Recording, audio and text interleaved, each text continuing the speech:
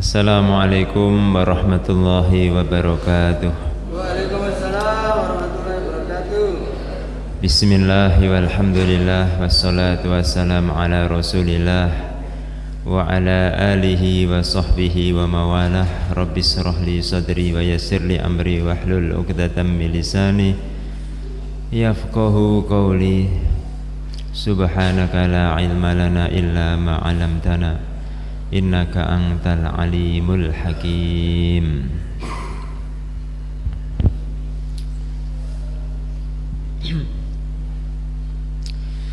Alhamdulillah, senantiasa kita bersyukur lagi dan lagi. Apapun keadaan kita mesti bersyukur kepada Allah Subhanahu wa ta'ala. Nah, aku sholat gak kusuk-kusuk, disyukuri mboten? Syukur, sudah bisa ditolong untuk sholat, disyukuri, khusuknya diminta lagi kepada Allah ta'ala. Aku zikir jane ya wis suluk, tapi kok pikiran masih melayang kemana-mana. Ketika zikir itu loh, pikiran kok melayang kemana-mana. Syukur mboten? Syukur, tetap mesti bersyukur. Sudah ditolong oleh Allah untuk bisa zikir, lah nanti tambahan konsentrasi ketika zikir diminta lagi kepada Allah ta'ala. Pokoknya apa saja kita syukuri, nanti ditambah nikmatnya oleh Allah ta'ala, termasuk kita ditolong untuk ngaji ini. Tuntutan pertama orang beriman disuruh meluruskan imannya. Iman kepada Allah diluruskan, iman kepada malaikat, kitab-kitab, para nabi, iman kepada hari akhir, iman kepada qada dan qadar diluruskan. Jangan sampai ada satu keyakinan kita terhadap 6 perkara ini yang salah. Salah sidik enten nggih imane mboten sah, Pak. Iman kepada Allah kita nggih pun lurus, kepada malaikat, kepada kitab-kitab. Nanti kok ada iman kepada Rasul kok kurang pas sedikit, nggih imane enggak lurus, bahaya. Iman kepada Rasul pun sudah pas, nanti iman kepada qada qadar kurang pas. Masih ada keyakinan bahwa ada sesuatu yang keluar dari takdirnya Allah, itu nanti imannya tidak sah. Lah sak sampunipun iman sah, apa yang harus dilakukan oleh kita dalam hidup yang sementara ini? Mengamalkan Islam, syariat secara sempurna. Ya ayyuhalladzina amanu udkhulu fis-silmi kafah. Setelah imannya lurus sehingga layak untuk dipanggil wahai orang-orang yang beriman, apa berikutnya? Masuklah ke dalam Islam secara sempurna, secara kafah. Lah pripun carane? Di antara caranya kita ngaji niki. Niki diulang-ulang, Pak. Niki memang program hidup kita ya ini. Program utama hidup kita ini. Wa ma khalaqtul jinna wal insa illa liya'budun. Tidaklah aku ciptakan jin dan manusia kecuali hanya untuk menghamba kepadaku. Nah, penghambaannya dalam bentuk meluruskan iman dan meluruskan amalan, masuk Islam dalam sempurna. Kemarin sudah kita bahas tentang Napa nika? Nggih, musaqah. Nah, sore ini kita bahas tentang akad ijarah, akad sewa menyewa. Kita sudah sering akad sewa menyewa. Sebetulnya akad sewa menyewa kita sudah pas atau belum dengan syariat Islam? Ini mau kita bahas.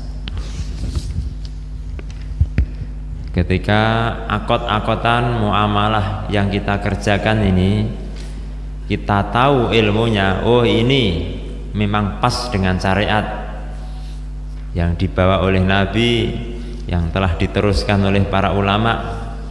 Ketika kita tahu hal itu, Pak, nanti akan terasa bahwa muamalah kita pun ini ibadah, bagian dari takorub, pendekatan diri kepada Allah, bagian dari penghambaan diri kepada Allah. Ketika kapan, Pak? Ketika kita tahu bahwa akad yang kita kerjakan ini memang betul sesuai dengan syariat. Ketika kita nggak tahu, kayak kebiasaan saja jadinya, nanti kosong. Biasanya ngene ya ngene. Ya.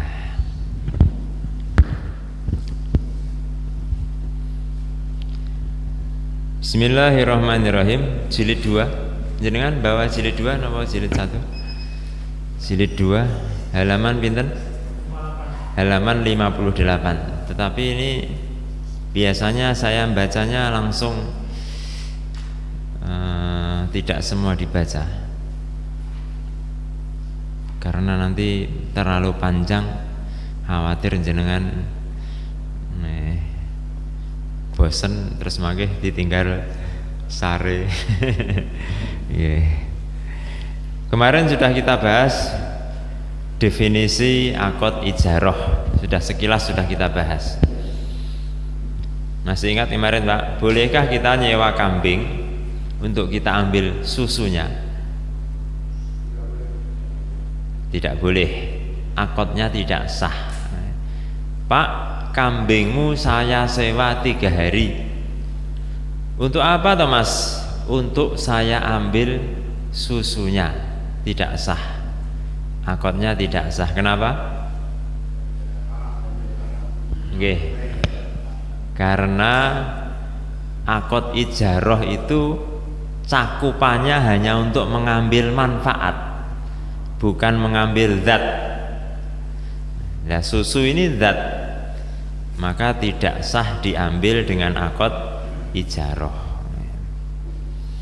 Tapi sebelumnya kalau sudah berjalan kambingnya sambil susunya kan sudah akan Kenapa? saya nyewa kambingnya jadi sambil susunya jelas ya. Bilang, nggih. Kemarin kan sudah kita bahas apa definisi akad ijarah. Akad atas sebuah manfaat yang manfaatnya itu jelas, terus yang manfaatnya itu maksudah, memang manfaat utama yang dituju dari benda itu. Lah kambing manfaatnya apa, Pak? Yang manfaat loh ya, untuk membajak sawah kambing nggak bisa, untuk narik gerobak nggak bisa. Yeah. Ini ada batasan yang namanya manfaatin maklumatin maksudatin. Makanya para ulama membahas kita menyewa buah. Betulan pas nggak ada buah ini, anggap saja ini buah apel. Saya sewa buah apel ini untuk saya cium bau harumnya. Tidak sah. Kenapa? Dicium bau harumnya bukan manfaat utama buah apel. Manfaat utama buah apel dimakan. Gak bisa dengan akad sewa.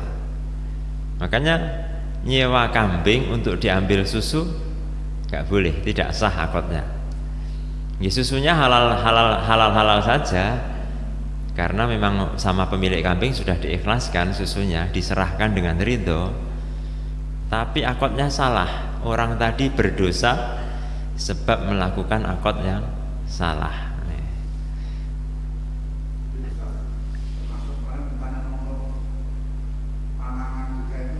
Oh nggih, lupa belum saya bahas. Saya kemarin tuh mikir-mikir apa ya pertanyaan itu ya. Nggih. Waduh, ini gini. Wah, mesti harus ada petugas mengingatkan nih. Panjenengan nomornya manten.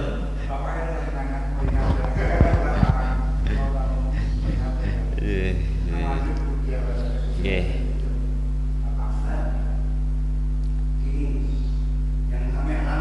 Oke, Masya Allah. Saya kan sering sepeda, ngebit lah kalau boleh. Tapi itu pinggir jalan juga banyak rambutan yang tidak dulu.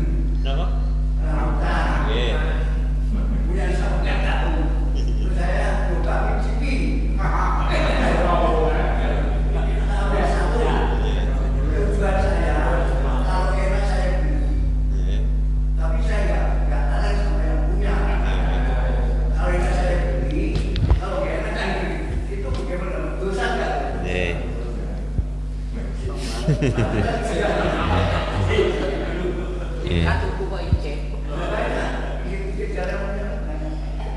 Yang dibahas oleh para ulama niku, kalau buah itu jatuh, Pak.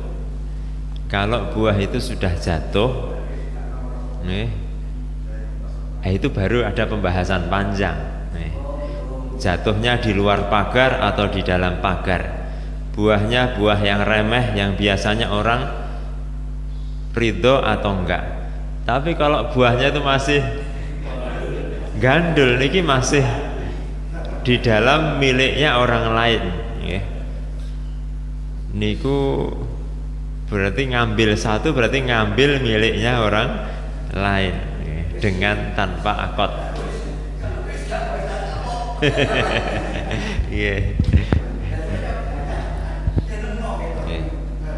Bisa nggak kita masukkan kaidah ulima ridhouhu, sesuatu yang sudah diketahui atau disangka keridhaan pemiliknya. Kalau antara kita dengan pemilik itu belum pernah ada hal-hal seperti itu sebelumnya, nggak bisa.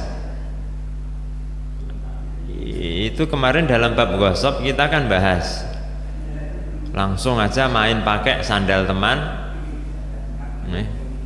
boleh nggak? Bisa, boleh. Kapan?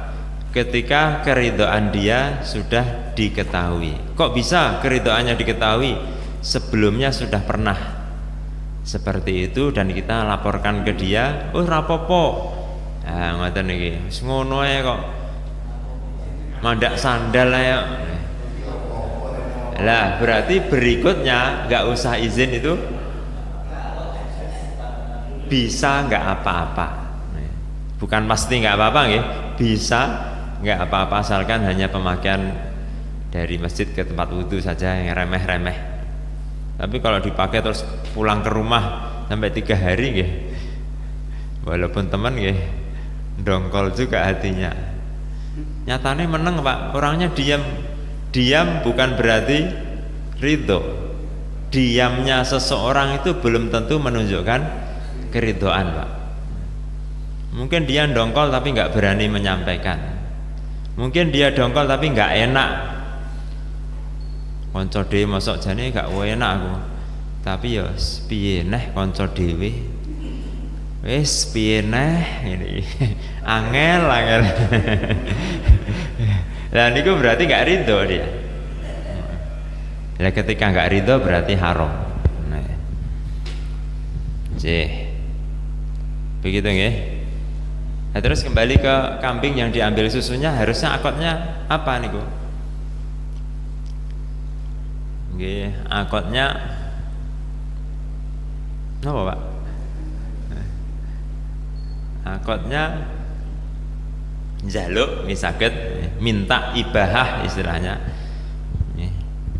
Tapi kambingnya jangan diakoti sewa. atau akadnya beli. Lah beli kan belum tahu ukurannya. Ya, ada pembolehan mengambil dulu, ya. Terus napa namanya niku takarannya berapa itu disampaikan di akhir baru dibayar. Itu ada ulama yang membolehkan. Ngoten Pak Lasmin. Tapi pun biasa teng kampung niku. Napa? Ambil kambing, nyewa kambing untuk diambil susu. Ada. Nggih.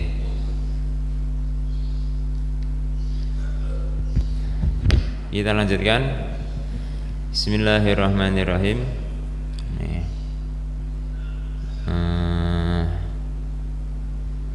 Wa kullu ma amkana al-intifa'u bihi ma'a baqa'i ainihi, yang dalam kurung Pak, kastijai darin li sukna wa dabatin li rukub sohat ijaratuhu.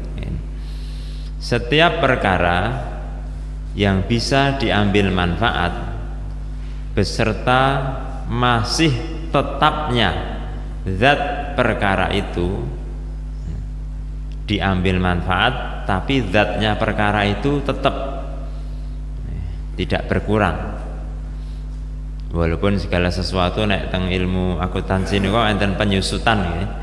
Ada istilah penyusutan, tetapi secara zahir semacam kita nyewa rumah untuk ditempati, apakah rumah jadi berkurang ketika ditempati? Tidak. Nyewa hewan tunggangan untuk ditunggangi, apakah hewannya berkurang? Tidak. Nyewa mobil untuk dipakai, apakah bannya berkurang? Dianggap tidak secara zahir. Walaupun aus itu ada, tapi itu masih dalam lingkup baqa'u ainihi, zatnya tetap. Maka sah perkara-perkara seperti itu untuk diakodi ijarah.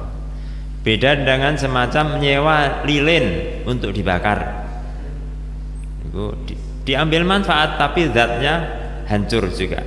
Nyewa sabun untuk dipakai mandi, termasuk pinjam sabun niku jane nggih kurang pas akadnya. Harusnya minta sabun. Menapi nek minta kok diarani njaluk kabeh. Nggih. Maka kalau hal-hal yang remeh seperti itu, biasanya kalau pinjam sabun itu jelas kurang tepat. Tapi kalau pinjam pulpen itu ada batangnya Pak. Yang dipinjam itu batangnya pulpen itu, tintanya ibahah dibolehkan diambil. Nek sabun kan mboten saged ngoten. Masa pinjam wadai nggak bisa ya.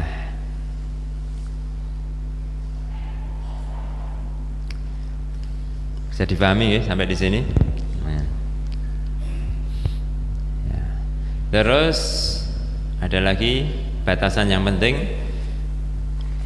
untuk menjelaskan manfaatnya supaya jelas.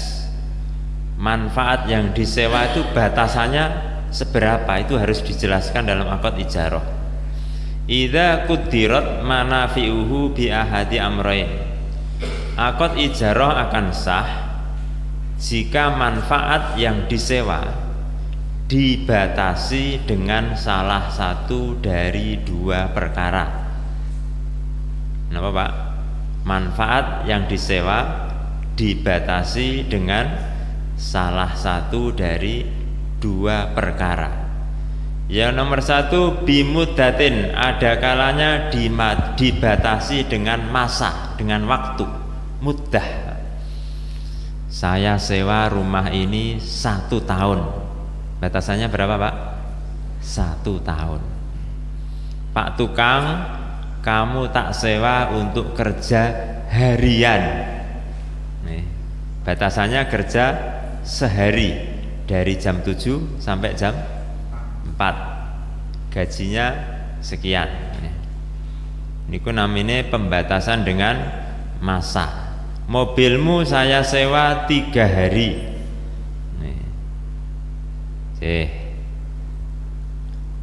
Au amalin, atau manfaatnya dibatasi dengan objek kerja, amalin dengan pekerjaan.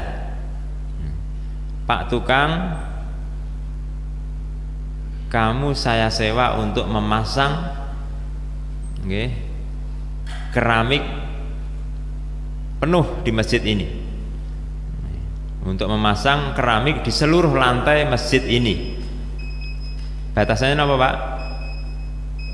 Bukan waktu, tapi objek kerja, memasang keramik seluruh masjid ini, di lokasi seluruh masjid ini.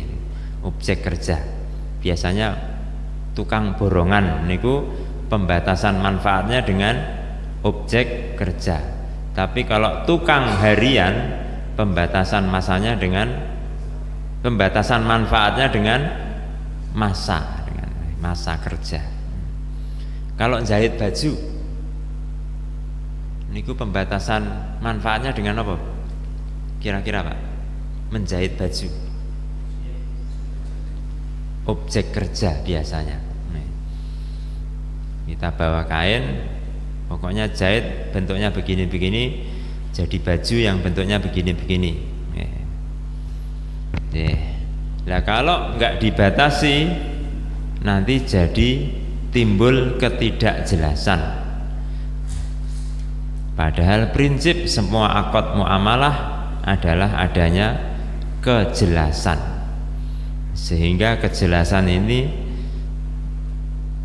akan menimbulkan saling ridho. Bisa dipahami Pak nggih? Dibatasi dengan salah satu dari 2 perkara tadi nggih. Ada kalanya dengan apa tadi? Masa, ada kalanya dengan objek kerja. Tidak, pertanyaan sebentar lagi ini, tidak boleh dibatasi sekaligus 2 perkara. Contoh jahit baju, Pak, ini saya punya kain, tolong jadikan baju modelnya begini-begini, harus selesai 3 hari. Pokoknya nggak selesai 3 hari nggak saya bayar. Siap? Itu nggak sah. Kenapa? Karena akad ijaroh manfaatnya langsung dibatasi dengan 2 perkara. Objek kerja ya, jadikan kain ini jadi baju yang sifatnya begini-begini. Masa juga iya, harus selesai dalam 3 hari, nggak boleh. Karena itu termasuk sesuatu yang tidak jelas. Ya kalau selesai 3 hari, kalau tidak berarti akan timbul kekecewaan di salah satu pihak. Oke, gimana?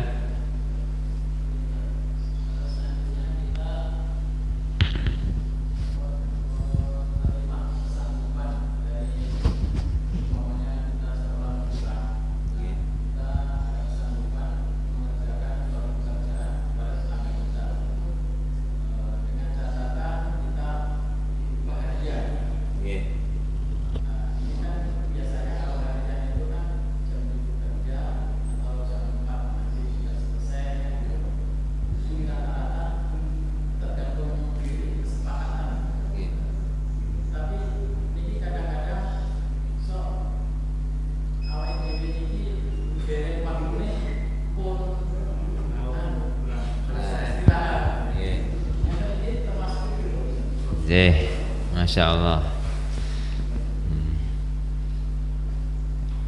Dia kerja akad ijaroh, sudah ditetapkan waktunya sampai jam 4 sore, gaji sekian. Itu nanti akan kita bahas bahasanya kitab di Fathul Mu'in. Wal ujroh muqabilatun li jami'iha. Opah yang disepakati itu sebanding dengan kerja yang disepakati. Maknanya ketika kerja yang disepakati niku dia pulang lebih cepat dari waktunya, berarti ada upah yang aslinya dia tidak berhak menerima. Akadnya sah, akadnya, tetapi dia mengambil sebagian upah yang aslinya dia tidak berhak. Begitu. Gimana? Kalau yang ngasih nggak apa-apa. Nih. Yang nerima nih. Nih. Jadi misal harian diopah 100.000, ya 100.000 niki sebanding dengan kerja dari jam 7 sampai jam 4. Kalau sebelum jam 4 kok sudah pulang, berarti ada upah yang dia tidak berhak menerimanya. Nah, solusinya bagaimana solusinya? Minta ikhlas ya, karena ini hak adami. Kalau hubungan dengan satu orang ya enak saja, Pak, ini sudah selesai. Kemarin seandainya ada yang mungkin saya pulang lebih cepat sedikit, tambah sedikit Pak, biar nggak marah ya. Tolong diikhlaskan semua ya Pak. Oh ya nggak apa-apa Mas. Oke.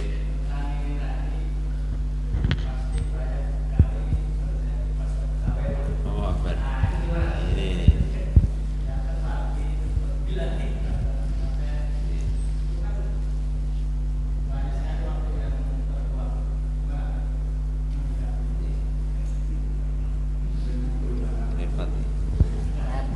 Repot.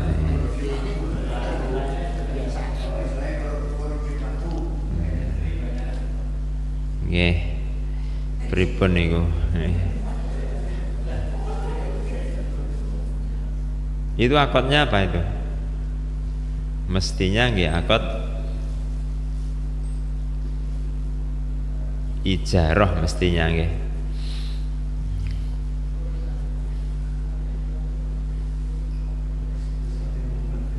Sudah ada ketetapan bahwa kerja itu dari jam sekian sampai jam sekian. Sudah ada belum ketetapannya itu? Mestinya sudah ada. Nggih. Ya seharusnya masalah Muhammad. Dia harus menetapi ketetapan itu seharusnya.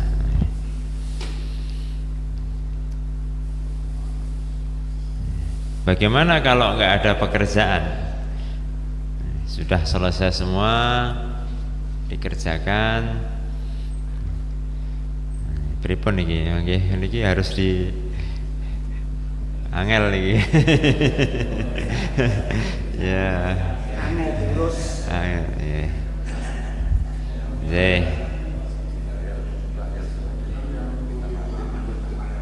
Rumit.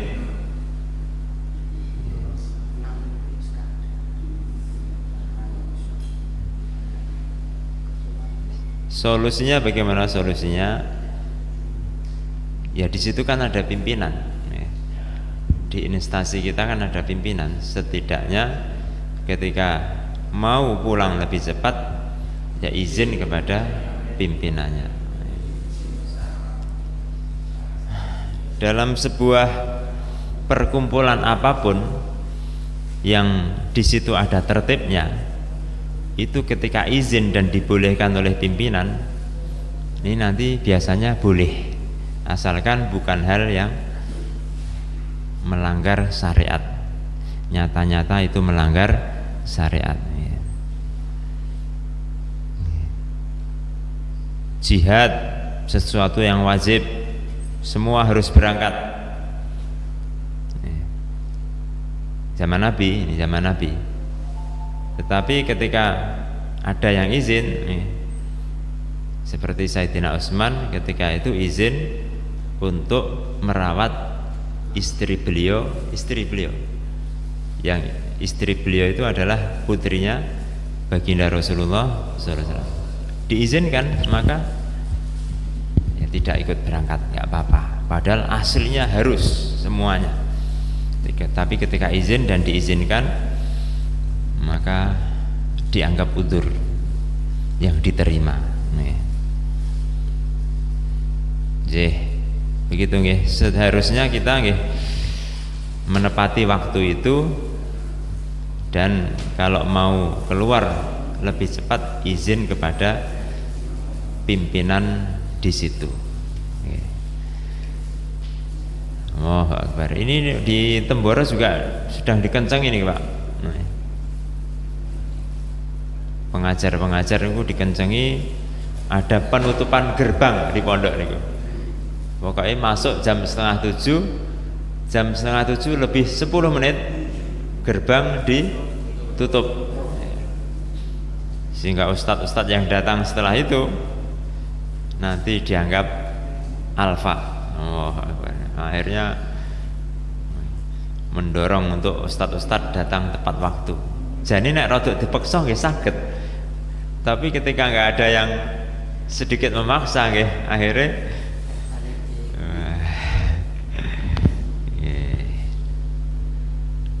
begitu. Nah terus sekarang begini Pak, hari ini banyak muamalah kita yang nggak pakai akad, yang tidak pakai akad. Misal nyewa mobil, kebetulan yang disewa itu nggih pun teman sendiri juga sudah biasa. Apakah biasanya kita terus ngomong, Pak saya sewa mobilnya selama 3 hari, begitu enggak? Iya, jarang Pak. Kalau yang sudah akrab betul, main ambil saja, nanti pulangnya kapan juga enggak dibahas ketika ngambil itu. Ini namanya tanpa akad. Bagaimana begini ini? Ya boleh-boleh saja tanpa akad, tetapi nanti ya konsekuensinya Pak, nanti ada hal-hal yang menjadikan kecewanya hati di salah satu pihak, dan ini haram, dan ini nanti bisa mendatangkan kepada keharaman dari arah sini. Harusnya biasanya bayarnya 300.000 per hari, karena nggak diakoti di awal, akhirnya bayar berapa? 200.000. Akhirnya satu pihak kecewa. Kenapa kok begini? Oh, biasanya konco dewe masuk.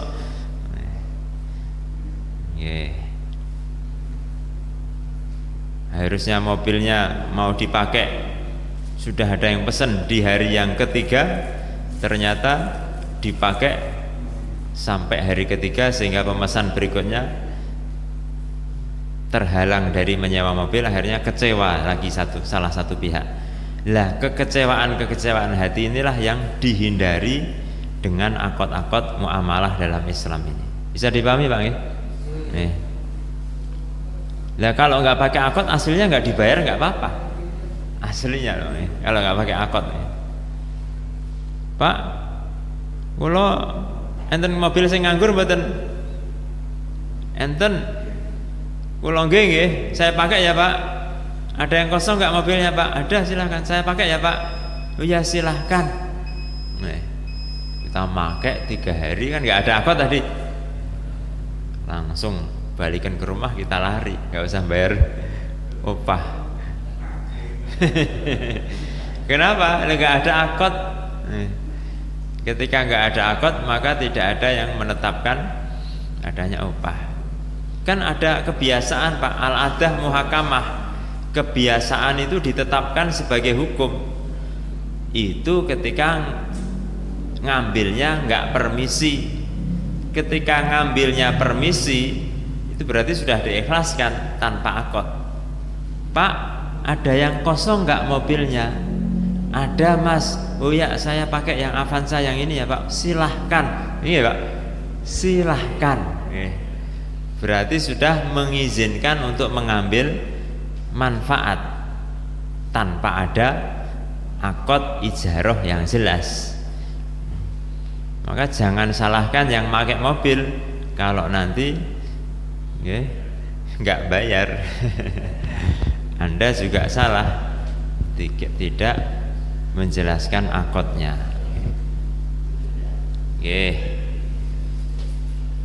Ya, ketika sesuatu nanti itu jelas akadnya, betul-betul nampak bahwa muamalah itu pun bagian dari syariat Islam, bagian dari ibadah penghambaan diri kepada Allah, bukan seenaknya tapi ikut syariat Allah. Hari ini karena ketidaktahuan umat, akhirnya apa saja berjalan menurut kebiasaan. Biasane ngene ya ngene. Akhirnya lalai bahwa ini bagian dari syariat Islam. Ada pertanyaan lagi Pak? Monggo. Ini diri saya. Kadang-kadang mau sholat pikiran saya error. Begini. Kadang-kadang saya mau rubah pikir kalau biasanya asal. Biasanya asal. Tapi kalau mengingat terus saya kembali lagi saya itu berpikir. Kadang-kadang saya pikiran gitu. Sering atau jarang sekali? Kalau sering berarti sudah ada apa namanya? Mboten bibit-bibit was-was. Mboten. Kalau sering nanti sudah ada bibit-bibit was-was, itu harus ditentang.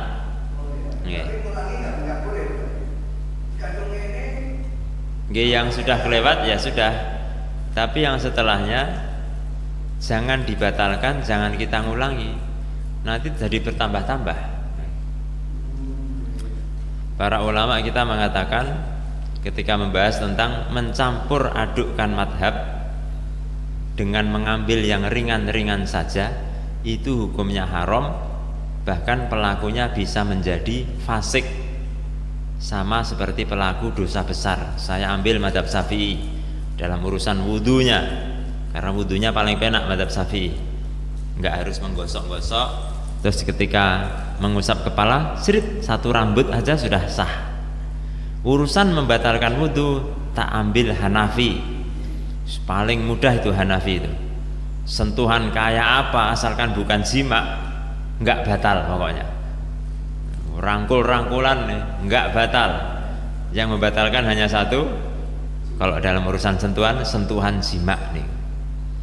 Itu nggak boleh begitu tuh, mencampur adukkan madhab, mengambil yang ringan-ringan saja, itu hukumnya haram, bahkan pelakunya bisa dianggap sebagai orang fasik, seperti pelaku dosa besar, kecuali bagi yang terserang bibit-bibit was-was. Dianjurkan, bukan hanya boleh, seyogyanya dia mengambil rukhsah, mengambil kemurahan-kemurahan dan aturan-aturan yang paling ringan dari setiap madhab. Untuk apa? Menghilangkan was-wasnya nih Pak. Urusan niat nih Pak, kalau ada mungkin teman kita, saudara kita yang was-was, suruh ikut madhab Hanafi. Madhab Hanafi ini penak, niat ini mboten wajib. Ketika mensarai hadis innamal a'malu binniyat, niku madhab Syafi'i mengatakan ada lafadz sihah, sah yang dibuang. Jadi artinya menurut madhab Syafi'i, sahnya amal adalah dengan niat. Tapi kalau madhab Hanafi enggak, lafadz yang dibuang adalah kamal, kesempurnaan. Kesempurnaan amal adalah dengan niat. Berarti amal nggak pakai niat sah juga, tapi nggak sempurna. Puasa nggak niat sah menurut mazhab Hanafi. Awalnya itu nggak niat, itu sah-sah saja. Lah orang yang was-was suruh ngambil yang seperti ini. Dalam mazhab yang lain, kalau nggak salah mazhab Maliki atau mazhab Ahmad, itu niat boleh didahulukan dalam masa yang sebentar sebelum amal. Misal kita sholat, kalau di kita kan ya, niat tuh harus berbarengan dengan takbiratul ihram. Tapi di madhab ini boleh mendahului takbiratul ihram. Niat dulu, aku niat sholat fardu asar jamaah. Habis itu terus Allahu Akbar, kosong blong, hatinya sah. Gimana Pak? Untuk siapa tadi? Orang yang ada bibit-bibit was-was, harus ditentang. Makanya saya tanya tadi, ini sering terjadi atau jarang sekali? Kalau sering, jangan-jangan ya, bukan pasti, jangan-jangan ini bibit-bibit was-was. Karena hembusan was-was itu selalu ditiupkan oleh syaitan, Pak. Selalu ditiupkan. Ketika diikuti, dan biasanya yang kena was-was ini orang yang pengen hati-hati. Orang yang SPD sak penake dhewe jarang kena was-was. Yang kena was-was ini orang yang hati-hati, terus ilmunya kurang, akhirnya kena was-was. Biasanya seperti itu. Ngoten Pak.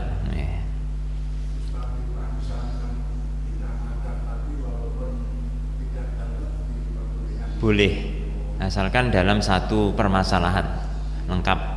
Kalau kita wudhunya ambil Hanafi, yang membatalkan wudhu pun juga harus ikut ambil Hanafi. Rukun wudhunya ikut madhab Hanafi, yang membatalkan wudhu juga harus pakai madhab Hanafi. Nanti sholatnya pakai madhab Syafi'i boleh. Enggak harus semua besar, itu enggak harus. Ada khilafiyah tapi yang lebih unggul seperti itu.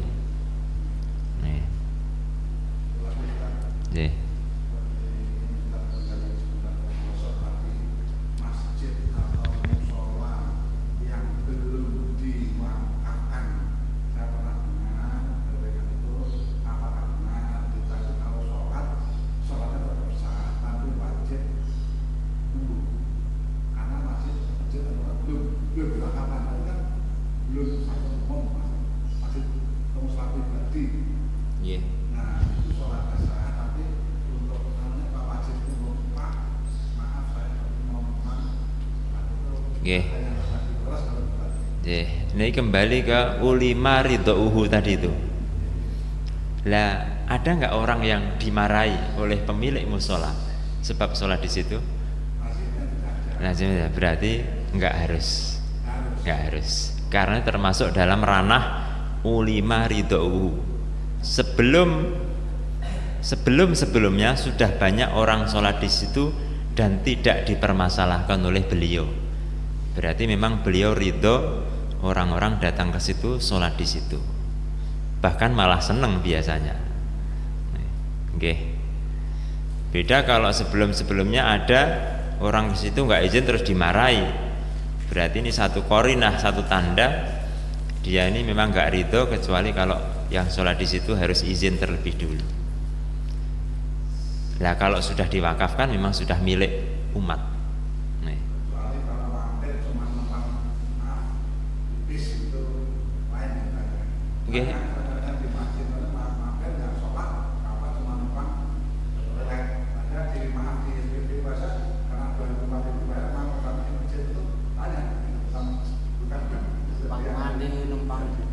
Tapi ada yang dimarahi nggak sebelumnya kayak gitu?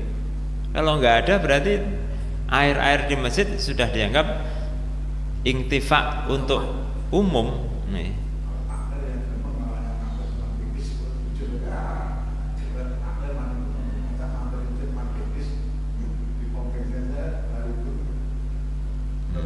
pripun ya? Ya kalau kita bahas baiknya ini perkara lain lagi, tapi kita nggak bahas haram nggak seperti itu. Itu kalau umumnya keadaan di kita ya tidak sampai tingkatan haram gitu. Masyarakat bawa ember ngambil air di masjid, bawa pulang untuk jualan, boleh nggak seperti itu? Jadi itu di dalam kitab Fathul Mu'in dibahas, kalau ada teguran dari orang alim tentang tindakan-tindakan yang semacam itu, berarti itu menunjukkan air itu khusus untuk wudhu saja. Tapi ketika tidak ada teguran, berarti menunjukkan bahwa air itu untuk manfaat secara umum, berarti boleh.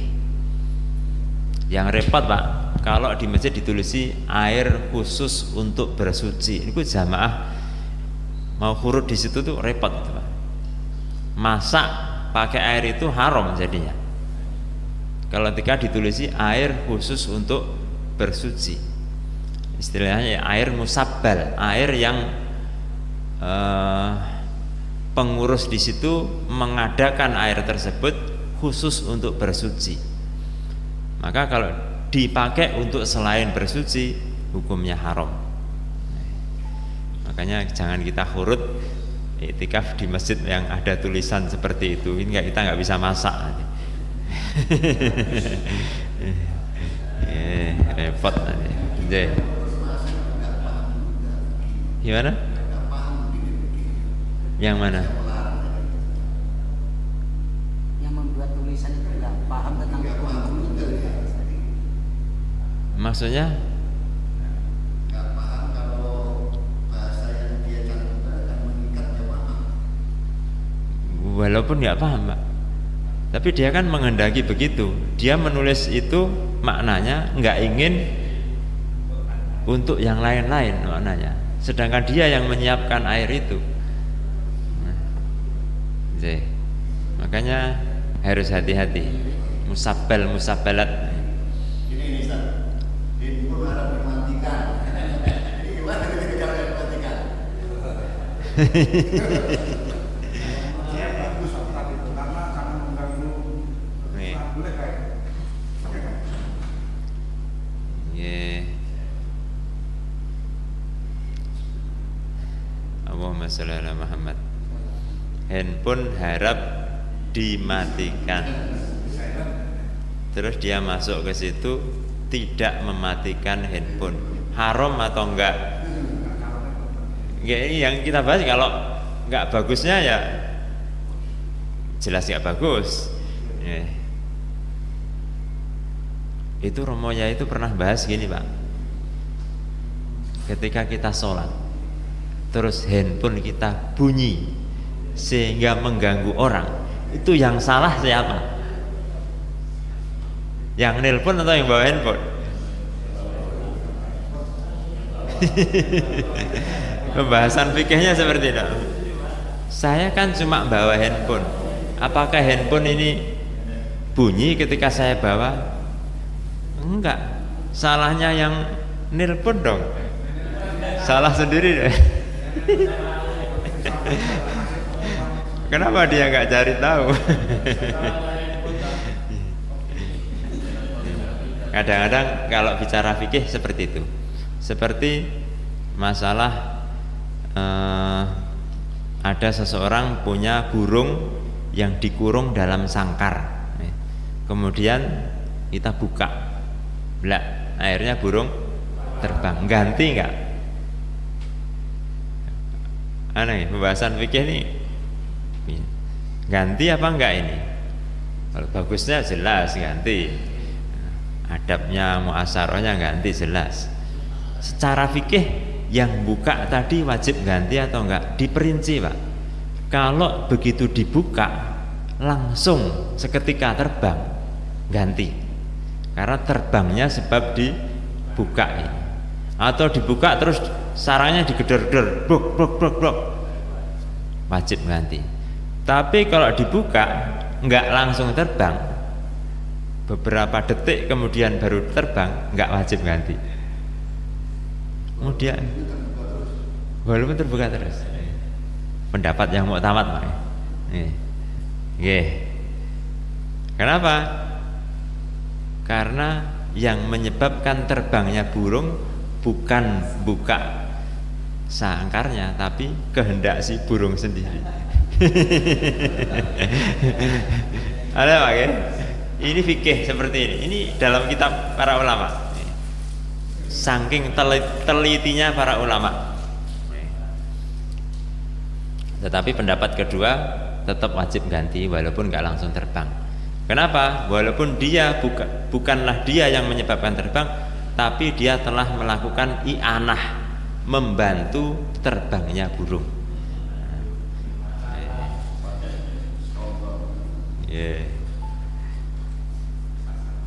Ya. Oh ya. Iya, Pak. Iya. Tidak boleh dipindahkan ya.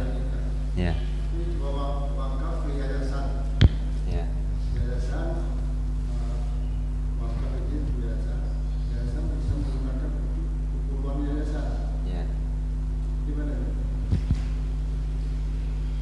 Memang pemiliknya mewakafkan ke yayasan itu.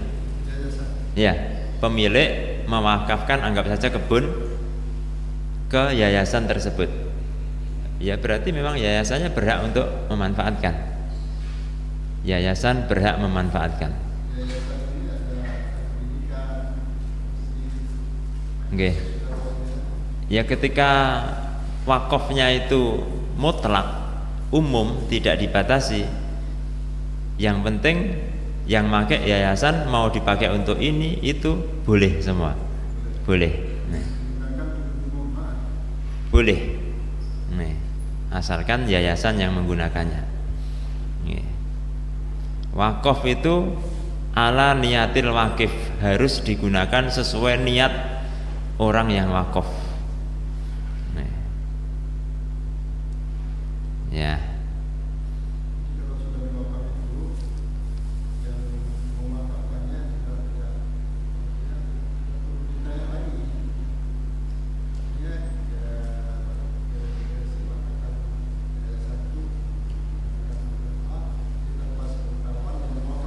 Iya, ketika sebuah barang sudah diwakafkan, misal saya tanah ini tadinya punya milik saya, ketika sudah saya wakafkan, itu sudah terlepas dari kepemilikan saya, jadi manfaatnya itu jadi milik penerima wakaf. Kalau masjid yang punya itu, yang punya manfaat adalah seluruh umat, berarti menghalangi satu golongan orang untuk masuk sebuah masjid, itu namanya gosok. Masjid itu haknya seluruh orang Islam ketika sudah diwakafkan ya.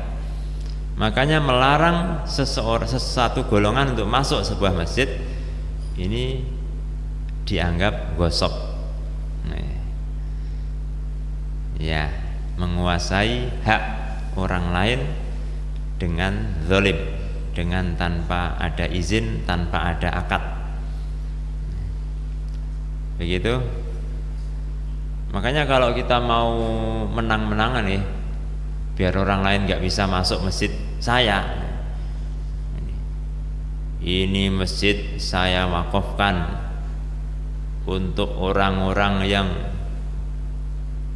bermadhab A misalnya.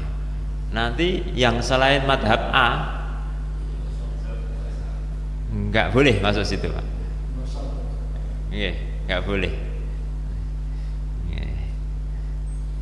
Madhab B, C, D nggak boleh. Ya. Untuk yayasan ya. Ya.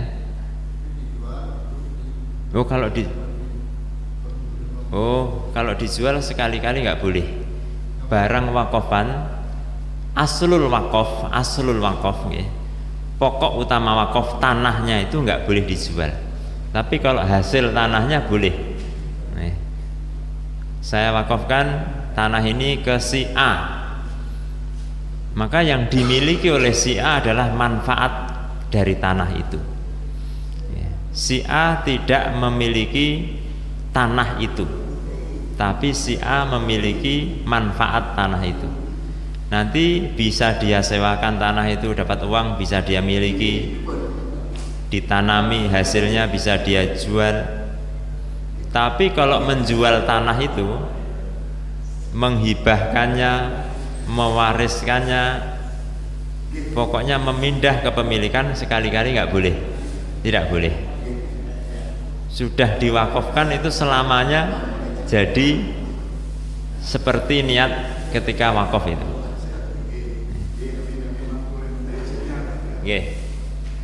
Yang dimiliki adalah manfaat yang keluar dari barang wakaf, tidak memiliki barang wakaf, zatnya barang wakaf itu. Ya, terus masalahnya kalau ini mati gimana? Ini saya wakafkan tanah ini ke si A, si A meninggal, terus haknya ke siapa larinya ini? Bukan ke ahli waris, Pak. Bukan ke ahli warisnya si A, tapi ahli waris saya, malah ke kerabat saya yang hubungannya dekat dengan saya, begitu. Itu pembahasan masalah wakaf yang putus akhirnya. Kalau kuwakafkan tanah ini untuk fakir miskin, wujudnya fakir miskin di dunia nggak akan pernah putus. Wakaf tetap terus berjalan. Yang dibahas oleh para ulama, kuwakafkan ini kepada si A, sedangkan si A umurnya terbatas. Nah, nanti ketika si A mati gimana? Apakah diwarisi? Tidak. Manfaat barang wakaf kembali ke ahli waris saya ketika yang wakaf diketahui. Ketika yang wakaf tidak diketahui, kembali ke manfaat orang Islam. Cukup ya. Mungkin itu saja yang disampaikan dalam pertemuan ini. Moga-moga bermanfaat, barokah.